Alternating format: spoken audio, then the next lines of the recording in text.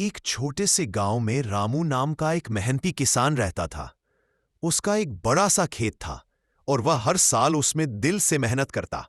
रामू की लगन और धरती की कृपा से उसके खेत में हमेशा उम्मीद से ज्यादा उपज होती।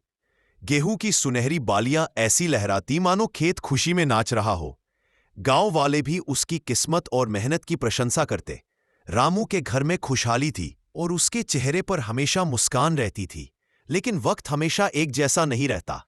कुछ महीनों बाद गांव में बारिश बिल्कुल बंद हो गई। ना बादल आए, ना बूंदे, सब कुछ सूखने लगा। नदियां सिकुड़ गईं, तालाब खाली हो गए और रामू के खेत की मिट्टी भी प्यास से फटने लगी। रामू ने हर संभव कोशिश की। कुएं से पानी खींचा, बचा खुचा पानी पौधों को दिया, पर प्रकृति की मार भारी पड़ी। धीरे धीरे उसका हरा भरा खेत सूखे बंजर मैदान में बदल गया।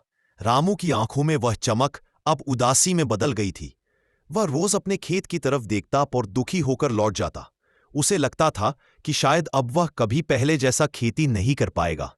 लेकिन इंसान की ताकत उसकी उम्मीद में होती है।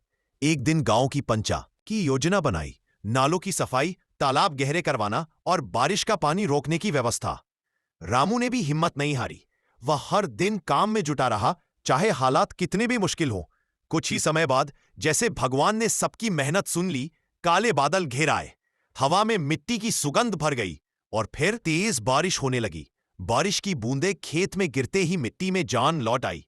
रामू की आंखों में फिर से चमक आ गई। उसने नई उम्मीद के साथ खेत को जोता, अच्छी बीज बोई और दिन रात मेहनत की। धीरे धीरे खेत फिर हरियाली से भर गया। फसल पहले जैसी ही नहीं, बल्कि पहले से भी बेहतर हुई। इस बार रामू को समझ आया कि मेहनत और धैर्य से बड़ी कोई ताकत नहीं।